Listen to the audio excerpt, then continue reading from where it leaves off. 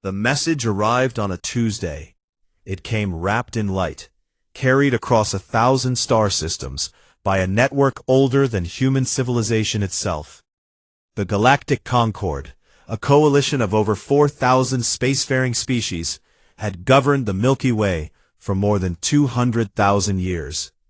They had rules, they had traditions, and they had never, not once in all that time, met a species quite like humanity. It had only been 60 years since humans cracked faster than light travel. In the grand scale of the galaxy, they were infants. They had claimed a handful of systems near their home star, and built colonies with names that carried the memory of Earth.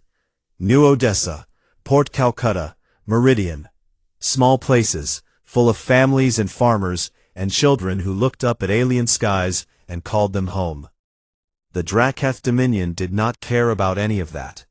The Draketh were a mid-tier predatory empire. They had sharp teeth, scaled skin, and a long history of taking whatever they wanted from species too weak to stop them.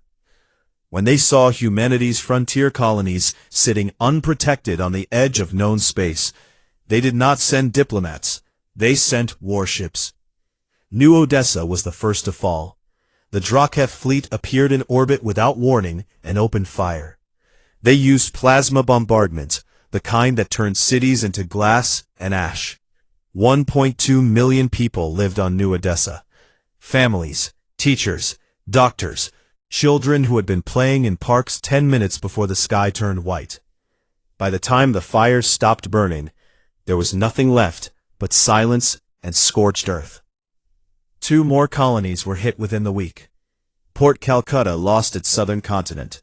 Meridian was invaded on the ground, its people herded into camps. The galaxy watched with mild interest. This was how things worked. A stronger species attacked. A weaker species suffered. Then, the Concord would step in, broker a peace deal, and everyone would move on. It had happened 10,000 times before. It was tradition. It was order. Humanity did not care about tradition. Admiral Konstantin Zhirova received the news of New Odessa while standing in the command center of the United Terran Navy's flagship. He was a tall man with gray hair and cold eyes that had seen too much war. He read the casualty report twice. Then he set it down, looked at his officers and said 3 words: full mobilization, now. What happened next shocked the galaxy. Human warships moved faster than anyone expected. They did not follow standard military patterns. They did not line up in neat formations and trade fire at long range the way most species did. Instead, they split into small, fast groups. They hit Draketh's supply lines.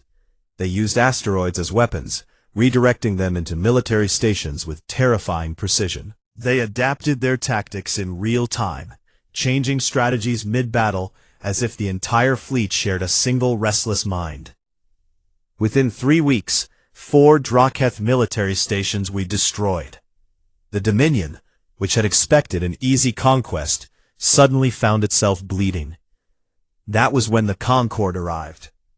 The diplomatic vessel was enormous, a cathedral of silver and light that dwarfed even the largest human battleship. Aboard it was Legate Azithan, a senior arbiter of the Galactic Concord. He was Veilori, a species with crystalline skin that shifted color with their emotions. Right now, his skin was a calm, steady blue. He was not worried. He had brokered peace between species that had been at war for centuries. Handling a young, emotional species like humanity would take an afternoon at most. Azithan presented the peace deal in a grand chamber aboard his vessel.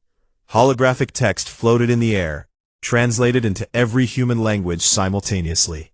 The terms were simple.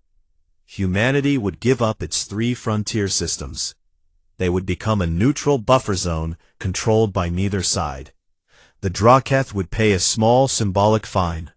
Both sides would pull their weapons out of the sector. Clean, neat, done. Ambassador Riva Soren read every word. Soren was not what anyone expected. She was not loud. She was not angry. She was a former wartime psychologist, a woman who had spent her career studying how people behaved under pressure. She had calm brown eyes and a voice that never rose above a conversational tone. But there was something in her stillness that made powerful beings uncomfortable, as if she could see through every polite lie to the ugly truth underneath.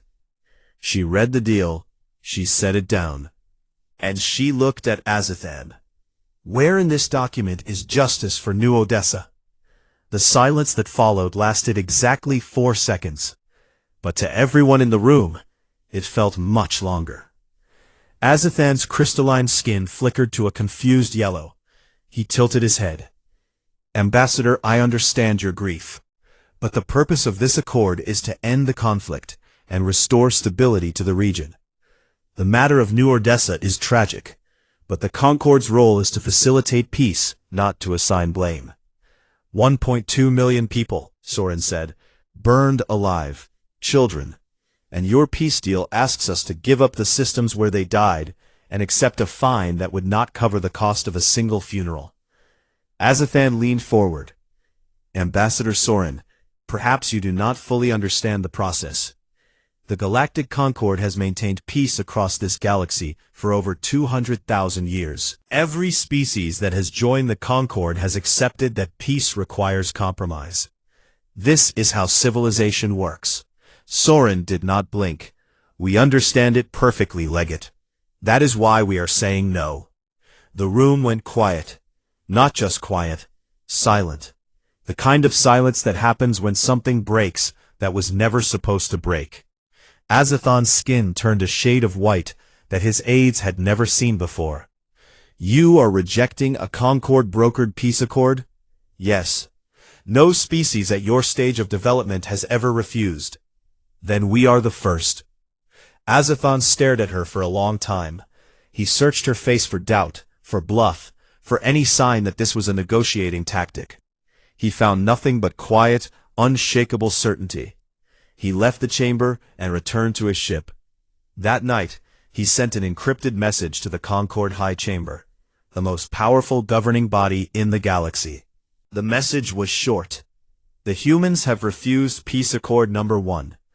I do not believe they are bluffing. I do not believe they are confused.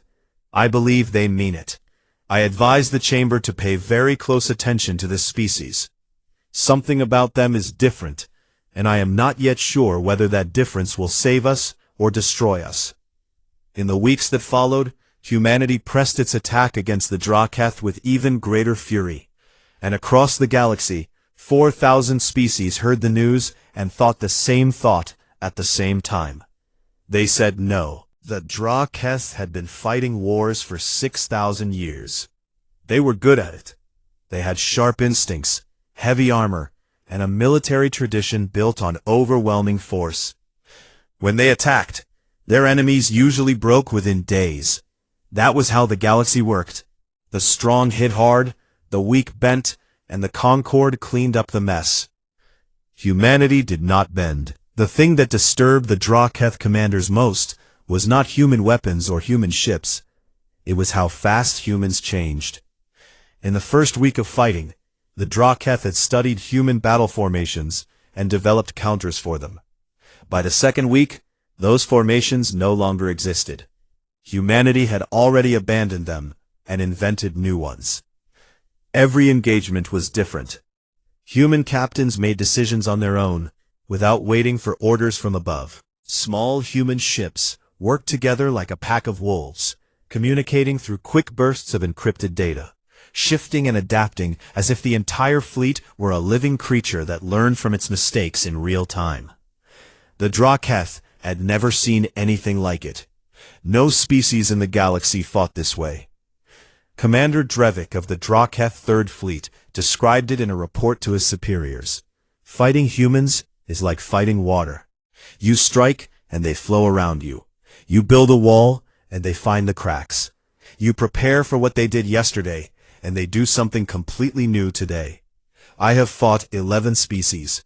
None of them made me afraid. These creatures make me afraid." Within 2 months, the Draketh military was broken. Their supply lines were cut. Their forward bases were dust. Their fleet, once proud and terrifying, was scattered across 3 systems, in pieces. The Dominion's leaders, who had expected to add 3 easy colonies to their empire, now faced the very real possibility that they might lose everything. They went crawling to the Concord for help. Legate Azathan arranged a second peace deal. This time, the terms were far more generous to humanity. The Draketh would withdraw completely from all human territory. They would pay real financial reparations, not symbolic ones. They would issue a formal, public apology for the attack on New Odessa. Admiral Zhurova read the terms and passed them to Ambassador Soren. She read them carefully, as she always did. Then she asked one question. Does this deal include the extradition of the Draketh commanders who ordered the bombing of New Odessa? It did not. Then we reject it. Azathan's skin turned a frustrated orange. He argued. He explained that the Concord had never required the extradition of military commanders as part of a peace deal. It was not done. It was not how things worked. Soren listened politely to every word and then repeated herself. The people who gave the order to burn 1.2 million civilians alive must face a court. Until that happens, there is no peace. The Concord scrambled. A third deal was drafted, this one including a clause for the extradition of the Draketh commanders. But there was a catch. Under Concord law, the commanders would be granted cultural immunity, a legal protection that said their actions were acceptable within their own cultural and military traditions. They would be tried, found not guilty by definition, and sent home. Soren rejected it in 4 words. Immunity is not justice. 3 deals, 3 rejections.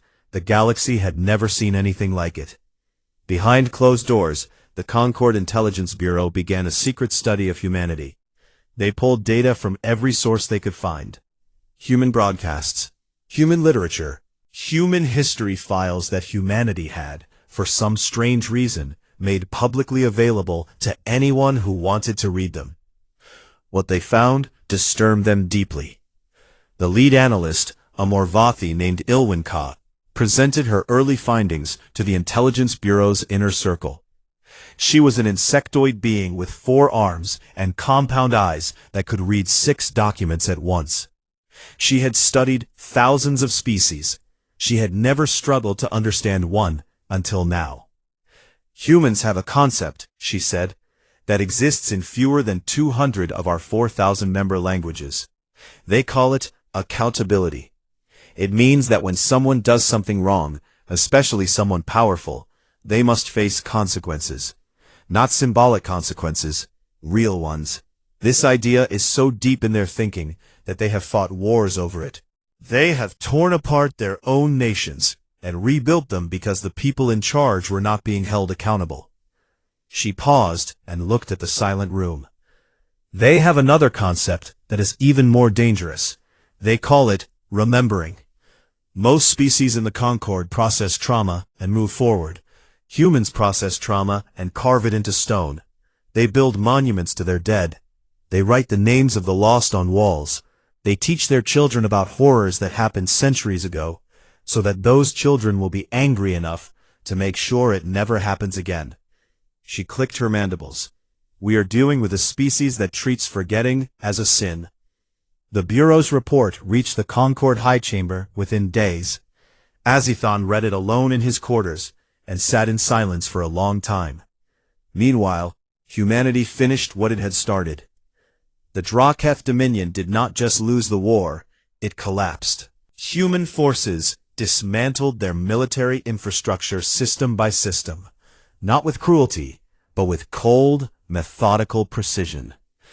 The Draketh economy, which had been built on conquest and intimidation, crumbled when their military could no longer hold it together. Within months, the Dominion was falling apart from the inside. Riots, starvation, millions of Draketh civilians caught in the chaos of a collapsing empire. And then humanity did something that confused the galaxy more than the rejections ever had. They sent help. Cargo ships loaded with food and medicine appeared in Draketh space. Human doctors set up field hospitals on Draketh colony worlds. Human engineers helped repair water systems and power grids. They asked nothing in return. They made no demands. They simply saw people suffering and decided to help. Azathan received the report and read it 3 times to make sure he was not misunderstanding. They destroyed the Draketh military, he said to his aide. They brought their empire to its knees. They refused every peace deal we offered, and now they are feeding Draketh children. His aide, a young Vylori with nervous green skin, asked the obvious question. Why? Azathan stared out the window at the stars. Because they do not hate the Draketh people. They hate what the Draketh leaders did, and they see a difference between the two. He shook his head slowly. Do you understand how terrifying that is? A species that can hold that much fury and that much compassion at the same time. The aide did not answer. The answer was written on Azathan's face, in the pale white color of his crystalline skin. He was afraid. Across the galaxy, in military headquarters and royal chambers and diplomatic offices, thousands of leaders were looking at the same reports and feeling the same thing. A young small species from an unremarkable star system had just defeated a predatory empire, refused peace 3 times, dismantled a nation, and then shown up with food and bandages. Nobody understood them, and what you do not understand, you fear. The whispers started quietly, in back rooms and encrypted channels and late-night conversations between old allies. What do we do about the humans? Nobody had an answer, not yet. But everyone was starting to realize that the answer mattered more than they had ever imagined. Because 1 refusal could be explained away as stubbornness. 2 could be called a mistake. 3 was a pattern, and patterns meant something. The news spread faster than light. On 1,000 worlds, in 1,000 languages, the story was the same. A young species had rejected 3 Concord peace deals, destroyed a predatory empire, and then sent aid to the survivors. No one could explain it. No one could categorize it, and no one could stop talking about it. Scholar Ilwin Ka was given a task that no Morvathi researcher had ever received before. The Concord Assembly, the highest governing body in the galaxy, asked her to study humanity and find a historical parallel. Some species from the past that had behaved in a similar way. Some pattern that the Concord could use to predict what humanity would do next. She spent 4 months in the Great Archive, a library that contained the recorded history of every spacefaring species that had ever lived. 200,000 years of data. Wars, treaties, empires rising and falling like waves on an endless ocean. She found nothing.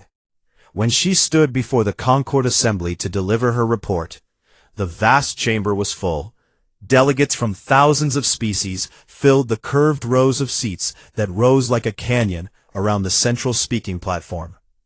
Ilwen Ka stood in the middle, her forearms folded, her compound eyes scanning the silent crowd. I was asked to find a parallel for humanity, she said. I cannot. In 200,000 years of recorded galactic history, no species has behaved the way humans behave. The chamber stirred. Delegates whispered to each other in clicks and hums and subsonic vibrations. Most species fight for territory, Ilwen Ka continued. Some fight for resources. A few fight for pride. Humans fight for all of these things. But underneath every war they have ever fought, there is something else. Something that drives them harder than hunger or greed or fear. She paused. They fight because they believe the universe should be fair. And when it is not fair, they take it personally. She brought up holographic displays showing human history. Wars, revolutions, protests, movements that had changed their world. She showed them how humans had split the atom and used it as a weapon against their own kind before they had even left their planet. She showed them how humans had nearly destroyed themselves not once, but several times, through war, through pollution, through sheer reckless stubbornness, and how they had survived every time and come back stronger. Their art is filled with stories about justice, she said. Their music is built on grief and hope. Their oldest stories are about small, weak beings who stand against powerful monsters and win. Because they refuse to stop. She clicked her mandibles and let the silence settle. My conclusion is this. Humans do not wage war to conquer. They wage war until the universe admits that they were right. And they would rather die than accept a peace that tells them their dead do not matter. The assembly was quiet for a very long time after she finished. 3 species quietly dropped their territorial claims against human space within the week. 2 others began emergency military buildup programs. Everyone was choosing a side, even if they did not know it yet. Far across the galaxy, in the heart of the most powerful military empire the stars had ever known, War Prince Torek Vassal watched the recordings of Ilwin Ka's speech and felt something he had never felt before. Torek was Kethra, a species that stood 9 feet tall and was built like a fortress of bone and muscle. The hegemony of Kethra had been the dominant military power in the galaxy for 30,000 years. They had conquered hundreds of species and held their empire through raw, undeniable strength. Torek himself had led campaigns against 17 different civilizations. He had never lost. He had never doubted. He doubted now. He went to Earth. Officially, it was a diplomatic visit. Unofficially, the Hegemony Council wanted him to answer a simple question.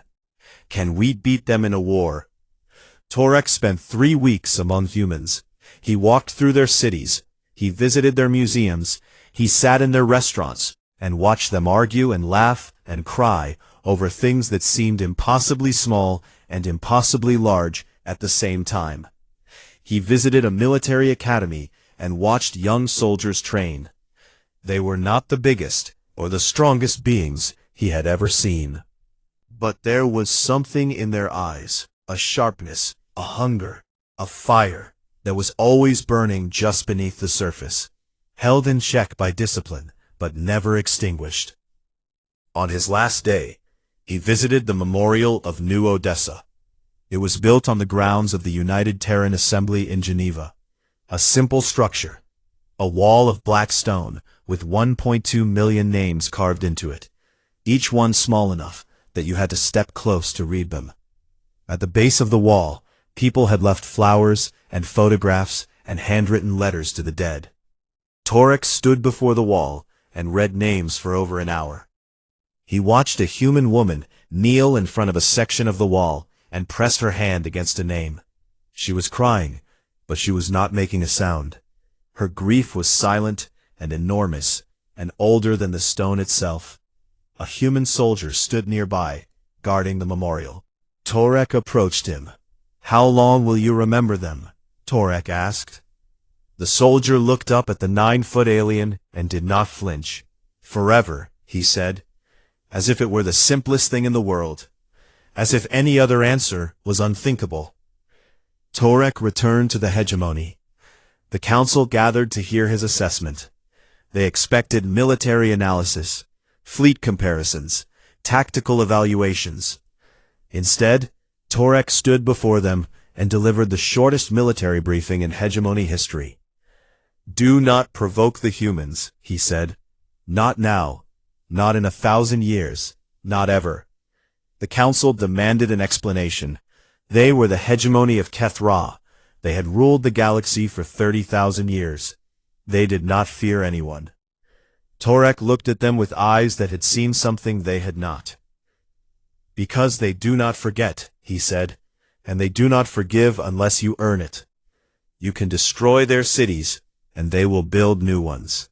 You can burn their worlds, and they will find others. But if you hurt their people, they will carve the names of the dead into stone, and teach their children to be angry about it 1,000 years from now. And those children will come for you, not for land, not for money, for justice. And they will not stop until they get it. The council dismissed his warning. They called him cautious. They called him soft. They said the hegemony had never backed down from any species, and it would not start now. Torek said nothing more. He had given his report. What they did with it was their choice. Meanwhile, the Concord made one more attempt. Peace Accord number 4 was delivered to Ambassador Soren. This time, the offer was political. Humanity would be given a seat on the Concord Assembly as a junior member with limited voting rights. It was a rare honor for such a young species. The Concord expected gratitude. She looked at Legate Azathan across the table. "You are offering us a seat at the children's table," she said, "in an institution that watched our people burn and did nothing until it was convenient. Ambassador, this is an extraordinary offer. No species in your position has ever been given assembly membership. And no species in our position has ever been attacked the way we were," Soren replied. "Your Concord had observers in the sector when New Odessa was hit. They watched it happen and filed a report." "A report, Legate. 1.2 million people died, and your people wrote a document about it." She pushed the peace deal back across the table. "We will not join a club that treats the murder of civilians as paperwork. Not until the club changes its rules." Azathan's skin had gone a deep, troubled gray. He did not argue this time. He did not explain the process or lecture her about tradition. He simply nodded, picked up the rejected deal, and left. That night, alone in his quarters, he pulled up the memorial wall from Earth on his holographic display. He read the names, all 1.2 million of them. It took him 7 hours. When he was finished, his skin was a color his aides had never seen before. It was not fear. It was not anger. It was something closer to shame. He sat in the dark for a long time and thought about a galaxy that had kept the peace for 200,000 years by making sure that the price of that peace was always paid by the people who could least afford it. And he thought about a species that had looked at that system and said, simply and without apology, no. 5 years passed after the fall of the Drakath Dominion, and humanity became the most talked-about species in the galaxy without trying. They had not expanded their territory. They had not built a massive fleet. They had not threatened anyone or made demands or sent warships to intimidate their neighbors. They controlled a tiny patch of space near their home star, barely a dot on the galactic map. And yet, every major power in the Concord mentioned them in their security briefings. Every diplomatic summit included at least one discussion about the human problem. Every military academy studied their tactics. Humanity was small, but small things can cast very long shadows when they stand in the right light. A coalition of 5 nervous Concord species decided that something had to be done. They called themselves the Trilith Pact, and their plan was simple. If they could not defeat humanity with weapons, they would defeat them with economics. They organized a blockade around human space, cutting off trade routes and supply lines. They pressured neutral species to stop doing business with humans. They froze human financial assets in Concord banks. It was the kind of quiet, bloodless warfare that the Concord had perfected over thousands of years. No shots fired, no diplomatic incidents, just a slow, steady squeeze designed to bring a troublesome species to its knees. Humanity's response caught everyone off guard. They did not fight the blockade. They did not send warships or angry diplomats.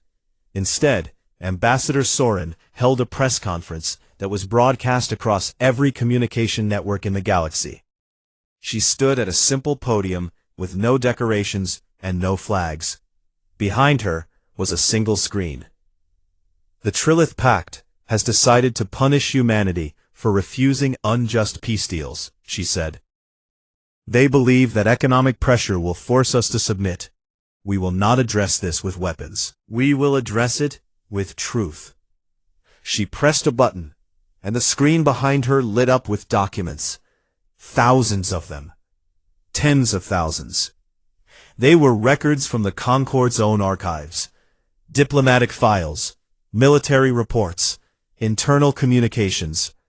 All of them detailing crimes committed by the 5 Trilith Pact species against weaker civilizations over the past several thousand years.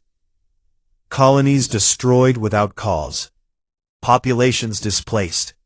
Resources stolen. Entire cultures erased. All of it buried in the Concorde's filing system, marked as resolved by peace deals that had given the victims nothing and the aggressors everything. Humanity had not stolen these records. They were public. They had always been public. The Concorde kept meticulous records of everything. The problem was that nobody had ever bothered to read them. Nobody had ever pulled them together, translated them into common languages, and presented them to the galaxy in a way that ordinary people could understand. Until now. The effect was immediate and devastating. On the homeworld of the Vreth Collective, the largest Pact member, citizens read about how their government had forcibly relocated an entire species 2,000 years ago to take their mineral-rich planets. They read about how the displaced species had gone extinct within 3 generations. They read the peace deal that had made it all legal. Public protests erupted within hours. On the Callisti trade worlds, merchants discovered that their ancestors' wealth had been built on the systematic exploitation of a dozen smaller species, all of it approved by Concorde peace accords that treated the victims as acceptable losses. Riots broke out in the financial districts. Within 3 months, 3 of the 5 Pact species were dealing with internal revolutions. Their citizens were furious, not at humanity, but at their own governments. The blockade collapsed as the Pact members turned inward to deal with the chaos at home. Humanity had not fired a single shot. They had simply told the truth and let it do the work. The Concorde was shaken to its core. For the first time in 200,000 years, the system was being questioned not by some outside enemy, but by its own member species. And the weapon that had caused all this damage was not a bomb or a fleet. It was a filing cabinet. The galaxy split into camps. Some species were furious at humanity for stirring up trouble. They argued that the old peace deals, however unfair, had maintained order. Digging up the past served no purpose. Others, especially the smaller and weaker species who had always suffered under the system, began to quietly support humanity. For the first time, someone was saying out loud what they had been thinking for thousands of years. The system was broken. The peace was a lie. And the price of that lie was always paid by the people who had no voice. Legate Azathan watched all of this unfold from his quarters on the diplomatic station. He had spent his entire career defending the Concorde's traditions. He had believed, truly believed, that the system worked. That peace, even imperfect peace, was always better than the alternative. That compromise was the highest virtue a civilization could practice. He was no longer sure. He requested a private meeting with Ambassador Soren. She agreed. They met not in a grand diplomatic chamber, but in a small room with a table and 2 chairs, and a pot of human tea that Soren had brought herself. Azathan studied the woman across from him.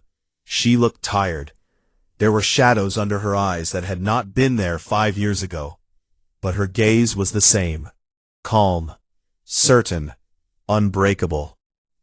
I have spent 30 years serving the Concorde, Azathan said. I have brokered peace between species that wanted to destroy each other. I have always believed that what I was doing was right. I know, Soren said. Your species has caused more disruption in 5 years than any civilization in the last 10,000. I know that too. Azathan's crystalline skin shifted to a deep, honest blue. What would it take? Tell me what peace you would accept, not what the Concord offers, what you actually want. Soren was quiet for a moment. She poured tea into 2 cups and pushed one across the table to Azathan. He had never tasted human tea before. It was warm and bitter and strangely comforting. Peace that remembers its dead, she said. Peace that punishes those who killed them. Peace that changes the system so it never happens again. She wrapped her hands around her cup and looked at him with eyes that carried the weight of 1.2 million names. We do not want territory, Legate. We do not want tribute or power or an empire. We want the galaxy to mean what it says. When you say peace, we want it to actually be peace, not a contract that rewards the strong and silences the weak. Azathan sat with those words for a long time. You are not rejecting peace, he said finally. You are trying to build a new kind of peace. Yes, one with teeth, one with consequences, one where the powerful cannot hide behind tradition when they do terrible things, one where accountability is not a foreign word. It was the best drink he had ever tasted, or perhaps it was simply the first one he had tasted while being completely honest with himself. If you were to write a peace deal, he said, what would it look like? Soren smiled for the first time in their long acquaintance. It was not a happy smile. It was the smile of someone who had been waiting a very long time to be asked that question. Humanity wrote Peace Accord number 5. Not the Concord, not the diplomats, humanity. It proposed the creation of a galactic court of accountability, an independent body with the power to investigate and prosecute crimes against civilian populations. It called for mandatory reparations for civilizational crimes, real reparations, not symbolic gestures. It demanded the abolition of cultural immunity, the legal loophole that had protected war criminals for thousands of years. And it included a clause that had never existed in any Concord document before, the right of any species to reject peace terms they considered unjust without penalty. The document was delivered to the Concord Assembly on a Wednesday morning. The reaction was immediate and violent. Half the delegations walked out before the reading was finished.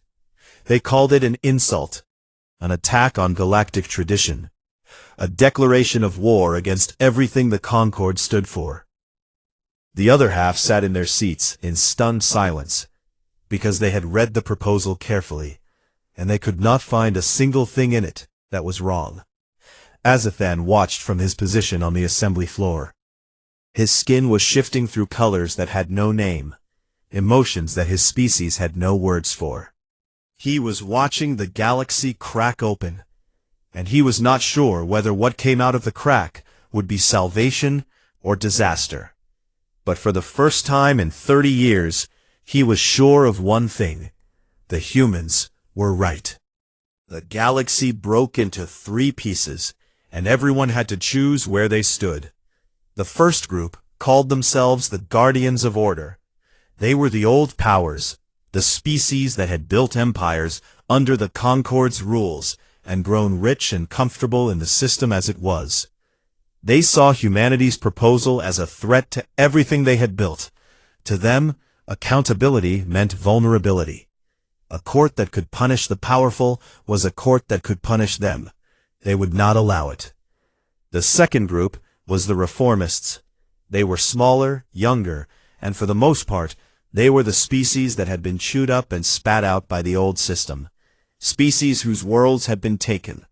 Species whose people had been displaced by wars they did not start, and peace deals they did not want.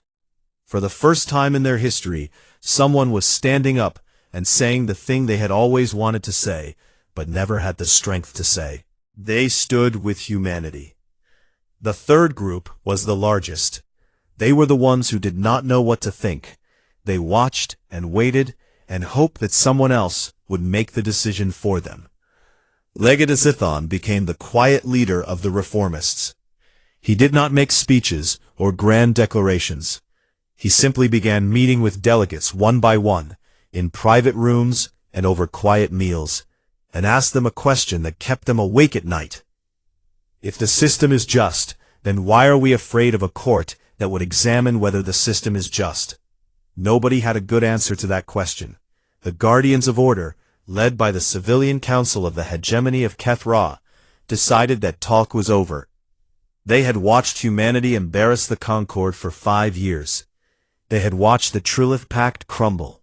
They had watched their own authority questioned by species that had once been too afraid to raise their voices. They decided that the only way to restore order was to show the galaxy that the old rules still applied. They assembled the largest fleet in galactic history, 12,000 warships drawn from the hegemony and its allies, battle cruisers the size of cities, carrier groups that blotted out stars, weapons platforms that could crack the surface of a planet from orbit. It was the most terrifying display of military power the galaxy had ever seen, and it was all pointed at one small star system on the edge of the Orion Arm. Sol, Earth, home. Humanity had 340 warships. The galaxy watched and held its breath. Every broadcast network, every news feed, every communication channel in known space was focused on the same thing. The fleet was coming for Earth. The math was simple. 12,000 against 340. It would not be a battle. It would be an execution. Admiral Zhirova stood on the bridge of his flagship and looked at the tactical display. The incoming fleet was so large that it filled the entire screen in a wall of red dots. His officers were quiet. Some of them were afraid. All of them were ready. "Launch everything," Zhirova said. "Every ship, every station, every armed satellite. If they want Earth, they will have to walk through all of us to get it." 340 ships moved to defensive positions around Sol. Behind them, orbital stations armed their weapons. Satellite networks powered up. Even civilian ships moved into formation, unarmed but present, their crews unwilling to hide while their world was threatened. And then something happened that no one expected. The human government opened a broadcast channel to the incoming fleet. Not military communications, not diplomatic codes. A public channel, visible to every ship and every world that was watching. They did not beg for mercy. They did not ask for negotiations. Instead, ordinary humans stepped in front of cameras and told their stories. A woman from New Odessa who had lost her husband and 2 daughters. A teacher who had survived the bombardment of Port Calcutta by hiding in a basement for 3 days. A retired soldier who had pulled children from burning buildings during the Draketh invasion. A 10-year-old boy who stood in front of the camera with a photograph of his mother and said, "She told me to be brave. I am being brave." Story after story after story, millions of them, broadcast to 12,000 warships and 4,000 civilizations at the speed of light. This is who we are. This is what happened to us. This is why we fight. Aboard the warships of the Guardian Fleet, crews watched in silence. Many of them were soldiers who had never questioned their orders, but now they were listening to a child talk about his dead mother. And something inside them was shifting. Not all of them, but enough. 48 species from the reformist faction broke ranks. They sent ships to Sol, not massive fleets. Some sent only a single vessel.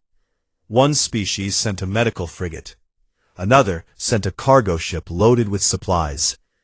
They were not enough to change the military balance, but they flew to humanity's defensive line and took up positions alongside human ships. And the meaning was clear. We stand with them. Come through us first.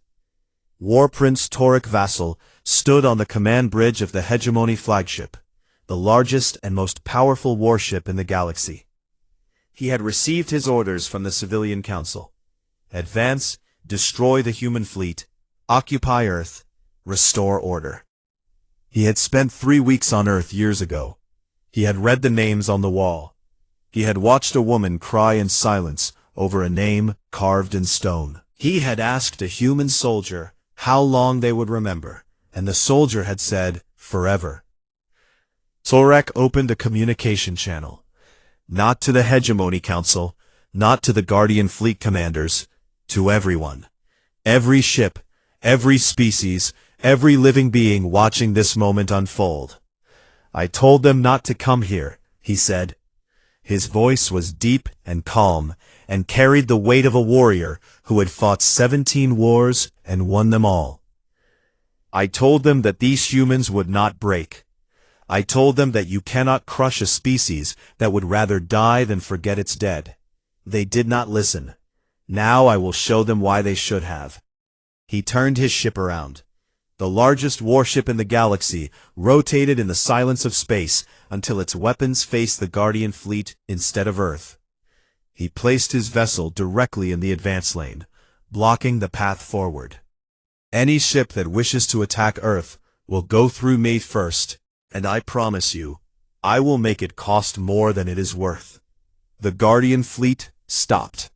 For one terrible, perfect hour, 12,000 warships hung in the darkness and did nothing.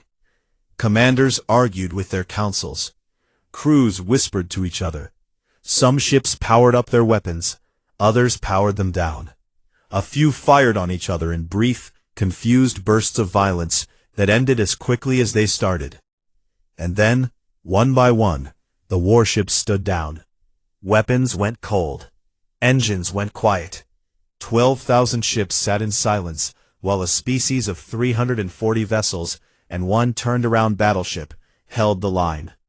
History would call it the Silence of Sol, the day the galaxy's greatest army came to destroy a world and instead destroyed its own certainty. In the weeks that followed, the galaxy changed. The Galactic Court of Accountability was ratified by 2,300 species. It was a majority. The first true majority vote in Concord history.